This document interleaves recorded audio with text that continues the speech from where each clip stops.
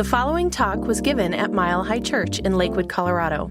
Please visit our website at milehighchurch.org. We're at the midpoint of our 2017 adventure in faith. Your essential spark, igniting a yes-powered, soul-stirring vision. Our core message, there is a spark in every one of us. It is a spark of divine spirit. It is the creative spark, the vibrant life spark in you. This spark contains the sacred coding of your soul. It is the God seed at the very center of your being. And to journey into your heart and rediscover and rekindle this spark is to allow a higher vision to move forth. The higher vision that wants to express in, through, and as you. For as it has been written, where there is no vision, the people perish. Now, in our first Sunday of this, it was about a reunion. Going into the heart and having a reunion with the spark that you knew as your original promise. The original blessing of your being that contains so very much. We don't find our vision in our linear figure-it-out mind. We find it emerging in what matters most in our hearts. Last week, we then talked about a very important step in vision building, and that is called transcendence. And it's so very important to make sure that our visionary capabilities remain vibrant and powerful even in the dark times. It was to transcendence, a spark in the dark. To keep that visioning alive, even if we're going through a personal time of darkness, or as we experience what many hold to be dark times in all of us, in the collective view of things. And last week we talked about when you're in the dark, you gotta face it, embrace it, replace it, and grace it. Now, I want to pause here and just share with you that all of these messages are available for the donation of your choice on CDs in the Works of Heart store. You can watch them online, on the videos there online.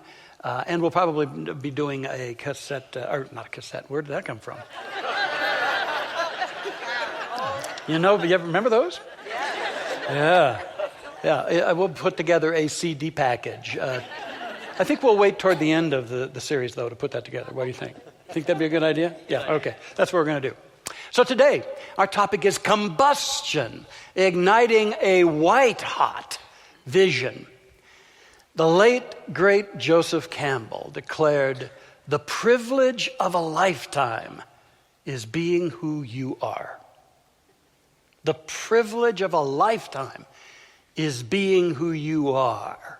Now the real question is whether we are honoring that greatest privilege in authentic and fearless ways. Because really, we have to be willing to explore in the territory of the heart, and open up to something deeper than we may ever have imagined, something deeper than we can know. Howard Carter was the English archaeologist who discovered King Tut's tomb. Now, he had a vision for this. He sensed it was there, and his vision was to find it, and he got a number of backers to back this excavation project. But as he dug and he dug and he dug in Egypt, he wasn't finding it, and backer after backer was leaving the project.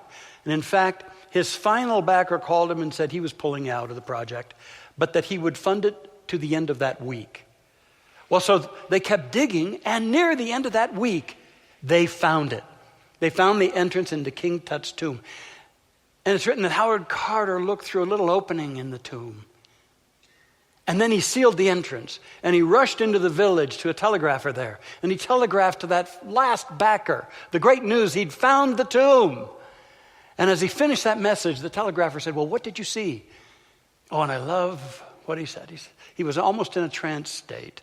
And he said, "I see great and wonderful things I haven't even discovered yet. I see great and wonderful things I haven't even discovered yet." As we go to that spark in the heart, it reveals great and wonderful things we haven't even discovered yet.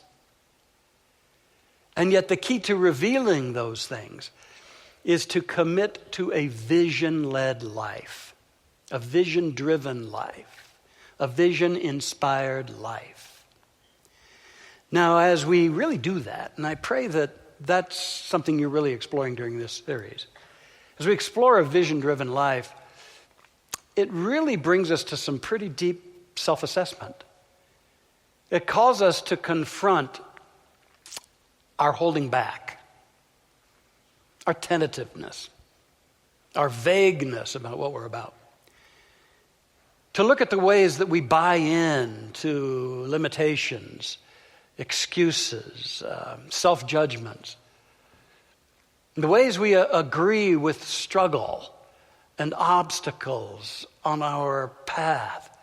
Really, to get in touch with how it is that we resign ourselves to a life much littler than the Spirit within us desires to source. So much littler. And as we do this deep inner work, questions come up. Like we begin to realize, what if the better life I seek is actually a bigger life?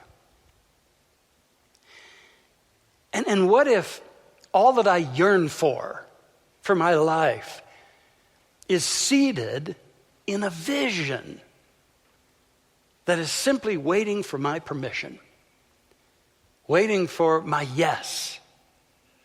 And we get to that place and there can be this epiphany and we realize, why not now? Life is way too short. Why not now? Why not journey to that place where the original promise and that childlike amazement with life holds a vision for something for me?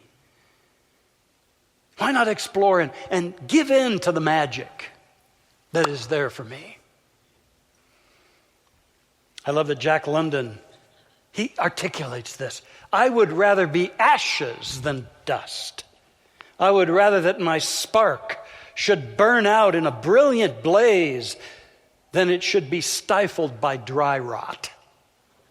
I would rather be a superb meteor, every atom of me in magnificent glow, than a sleepy and permanent planet. A proper function of a person is to live, not to exist. I shall use my time. So powerful. Oh, and then author Bryce Courtney, he echoes in, before you die, you have to dare your genius to walk the wildest unknown way. So imagine being impelled forward by a white-hot vision.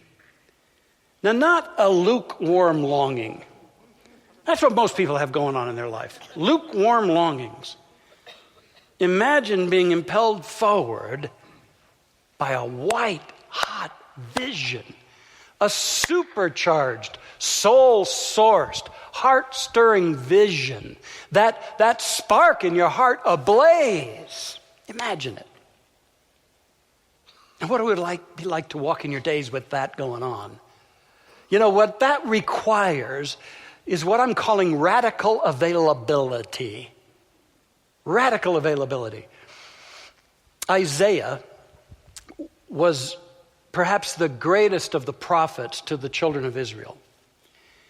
And as Isaiah was realizing that he was designed and destined to be a voice of the divine, a voice of God to the people, as well as to rulers, and not even knowing where that would lead him and the challenges it would bring to him.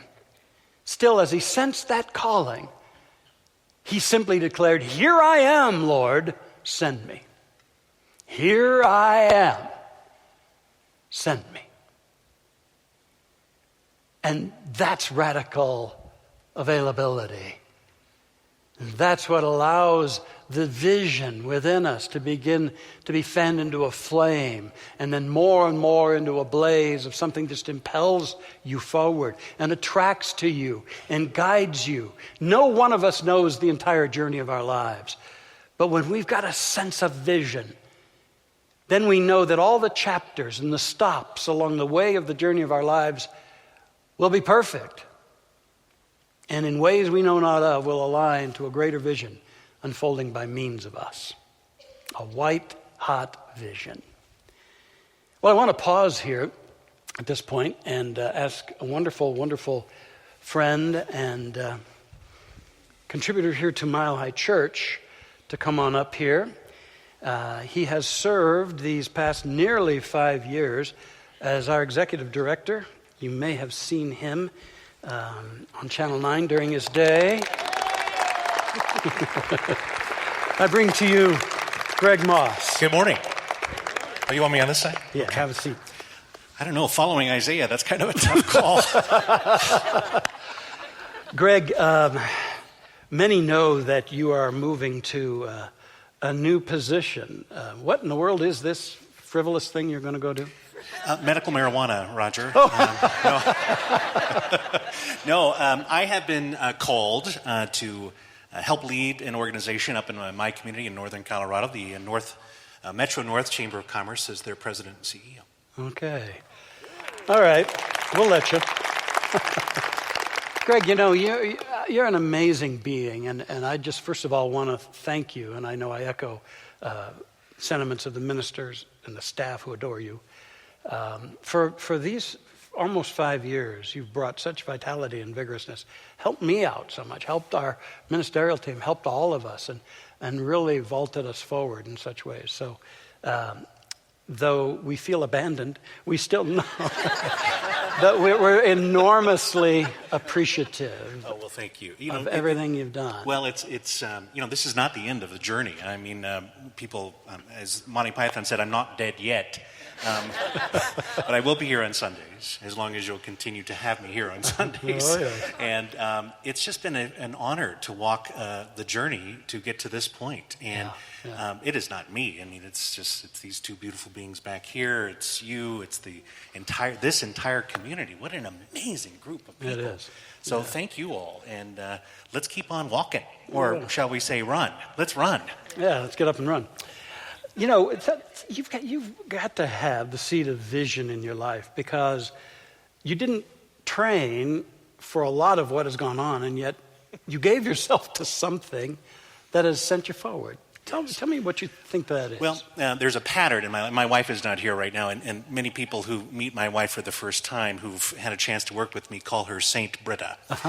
Because of my life has never taken a straight course. It has been full of zigs and zags, and no, I have not trained for anything. I had never. I mean, I went to school, but I went to school to lose my southern accent. But when I first started at Channel 9, I had never been in television news before. I had never been on television. Many people said that you wouldn't be able to do that, but I had set a vision that was important, that I was having a calling to do that, and I did it. What was the nature of that calling? I have no idea. What the hell was I thinking? No, the calling, as I look back on that, I was much younger and had hair to my shoulders at that time, but really, don't go there.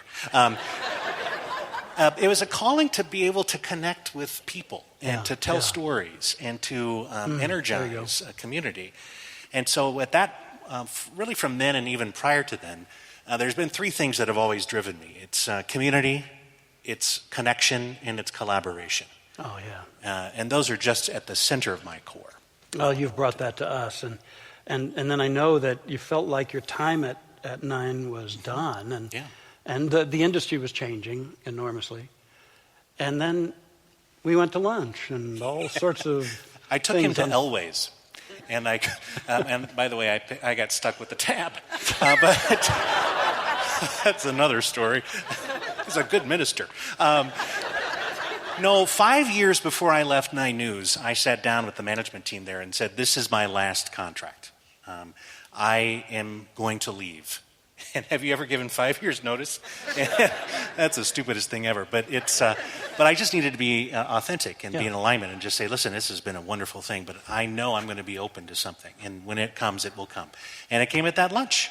And I have no idea why. I was not looking for that, but we had fallen in such deep love with this community and your vision and where things were going. And I thought, gosh, if I could contribute just a little bit, I'd like to do that. And unbeknownst to you, for several years, I'd been praying in the right person to really take that position and spread their wings. You're still looking. That's good. And so now something else is called, and I wish you all the best in that. I know that those things you're about are going to thrive, and now I get to put you on all sorts of volunteer teams and do all of that, which you know I will do. Yes, I love it.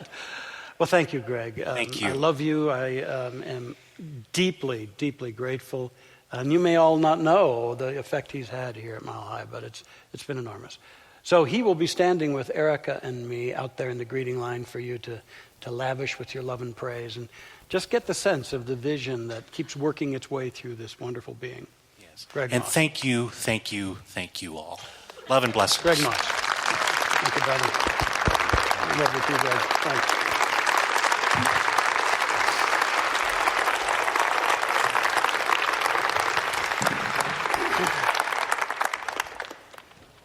Oh, these things aren't ever easy for me. But you know what? One thing that I teach is there is no private good. Remember that. If this is good for Greg, it's good for us too, in a way we will reveal. There is no private good. So, in concluding this today, it's about kindling a white-hot vision. It's becoming three things, in my mind. It's becoming vision-struck, risk-ready, and zeal-powered. All right? First of all, to have a white-hot vision, you got to get vision-struck, meaning that you so commune with your heart, and a vision unfolds, and you become enamored with it. You become captivated with this vision. Even though you may have no idea what the roadmap is, you may have no idea even what your first steps will be or the ones beyond that, and yet something in you wraps your heart around that vision because you see the beauty in it. It's seeing the beauty, the rightness, the timeliness, the goodness, the benefit of this vision to you and no doubt others around you. And you become vision struck.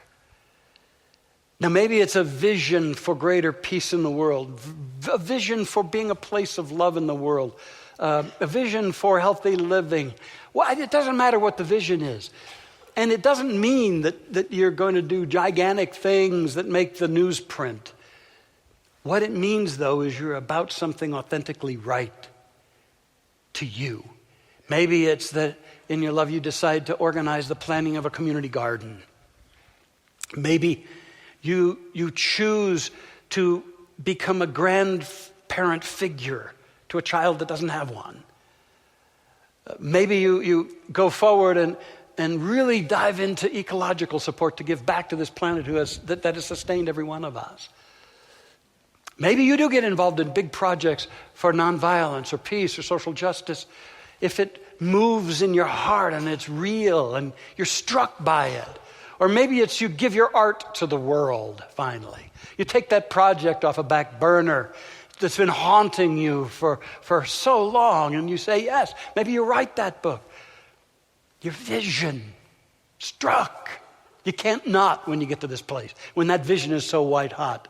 I remember in my early days as a minister, as I had assimilated this teaching, I was just so vision struck. I just so loved this teaching, and I had no idea where it would lead me or if I would even do well at it. But I knew I loved it with every ounce of my being, and I still do. I'm still struck by how much the world could profit by this teaching. I'm still struck by a teaching that tells somebody that there's so much worthiness in them, so much richness in them. They're not sinners and worms of the dust, but they're God's creation, God's children. I'm struck by a teaching that tells us of our co-creative capacities to create the kingdom of heaven on earth, which is what the great teacher wanted us to do. Not worship him, but emulate him. I'm struck by a teaching that can build bridges between the faiths, build bridges between peoples and their differences, and comes along and says we cherish differences. It's the richness of God in multiple expression, the oneness in great expression. I'm still struck by a teaching that believes that life is good and beautiful and precious and everybody is sacred. And I don't know where that'll lead me any more than I did 4 decades ago. But the vision is powerful. And may you find something like that. And not douse it by your need to know how it's all going to turn out. Don't douse the flame by thinking that you don't know how, or you've got too many encumbrances and too many responsibilities and too much and too much. Don't douse that flame. Let it be white hot. The resources will be provided. The way will be shown. That I know. That I know. I got a letter early in the year from a wonderful young lady in our congregation. I actually watched her grow up. You hang around long enough, you see that happening. She wrote, "Dear Dr. Roger, I'm writing to share some really exciting news with you. Back in December, you ended one of your messages with the statement, 'You are not here to explain your life, you are here to exclaim your life.' This phrase impacted me more than almost anything I've ever heard. After that service, I went to breakfast with my dad, and we talked about how unhappy I was at my job, and how your talk that Sunday had inspired me to finally do something about it. I was tired of staying in my comfort bubble and knew that it was time to follow my passion. That passion has evolved since college into a passion for health and wellness." Well, she writes on that her father took her to breakfast, and they talked about that, and he invited her to an event he had heard about that dealt with that kind of thing. And so she said yes, and she went to that event. And as will happen when we say yes to a vision, things start connecting us. The tapestry gets woven, and she met somebody who told her about a wonderful school that you could enroll in. It's called the Institute for Integrative Nutrition. She learned how incredible this program is. She enrolled immediately. She quit her former job and then went looking for a job to support her while she was creating the kind of education that she would need. She did, in fact, find such a job. It paid her about $20,000 a year less than her former one, had none of the benefits, the great benefits she used to enjoy, but she knew it was right. She knew that this was the right way to go forward in her life. And she just kept, in her letter saying, I just kept that phrase in my mind. I'm not here to explain my life. I'm here to exclaim my life. She interviewed for that job on a Friday, was given it on Monday. She concludes her letter, I can't remember the last time I got so excited about a job offer. Because you see, it was supporting a greater vision. It wasn't a demotion. It was a promotion of her vision. I know that building my health coaching business will be hard work, but I know it's what I'm passionate about, and as long as I trust Spirit, the rest will follow. I cannot wait to change lives through health and wellness coaching. Thanks again for all that you teach us. It has changed my life as well as so many others. Vision struck. Vision struck. When you are vision struck, then you're going to be risk ready. You're going to be ready to take the leaps that are called of you into the vast unknown, and probably leaping without the realization of a net. Although there is that in life which calls you to leap forward in this life, definitely outside one's comfort zones. It's like Dorothy and the Wizard of Oz. I don't think we're in Kansas anymore. When you say yes to a vision, you're outside of where you're comfortable, for sure. Maya Angelou wrote about a wonderful lady, Ms. Annie Johnson. It was 1903 in Arkansas. She was an African American. She'd been deserted by her husband. She had several children to raise. She had no way to support them. And something in her just could not fathom the idea of going into domestic labor and being away from her children for most of the day. So she started to dream. She went to her heart. And she dreamed of two things, of being an entrepreneur and also being an excellent mom. Then the ideas started unfolding. That's what happens. And her first idea was to take a little oil cooker, a brazier, and some oil and go to a place right in between two factories. And she did that. And doing this to sell her beef pies would be a great risk. This had never been done before. There could be unknowns confronting her. But she went anyway, and she lit the thing and got the oil hot and put the beef pies in the oil, and the fragrance started wafting to these two places. And when the lunch bell rang, she had no problem selling all of the pies that she had. And these hungry workers made this a very successful venture. And then it morphed into becoming a little stall with other kinds of supplies available. Ultimately, it became a wonderful store right there in that very same place. All from a decision not to take the lesser and to open up to a vision. And Annie wrote, I looked up the road I was going and back the way I had come. And since I wasn't satisfied, I decided to step off the road and cut me a new path. You willing to step off the road and cut you a new path? That's to be risk ready. See, there's a principle here. And it's that if you follow Spirit without hesitation, the universe will rearrange itself to accommodate your picture of reality. Get risk ready. And finally, you got to remember that a white-hot vision is zeal-powered. Zeal-powered. That means that in your love of this thing, you stand in a place of great enthusiasm, and great zeal, and great passion, such that you're fueled forward. And even if you fall down, there's that enthusiasm that has you get up and dust yourself off and leap forward again. One of my favorite affirmations was penned by Charles Fillmore, who with his wife Myrtle founded the New Thought movement of unity. And he wrote at one point in his 90s, I fairly sizzle with zeal and enthusiasm and go forth with a mighty faith to do the things that I ought to do this day.